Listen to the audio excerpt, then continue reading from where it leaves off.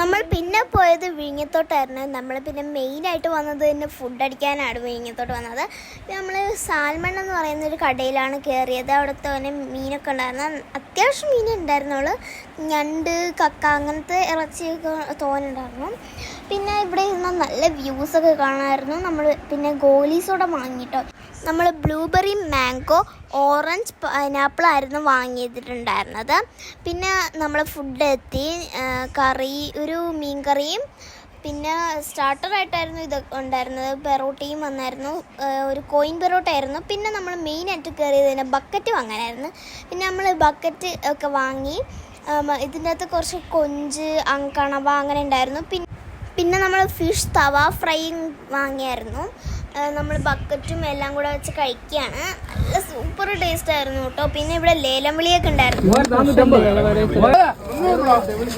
അപ്പോൾ ഇത്രയുള്ള video. By.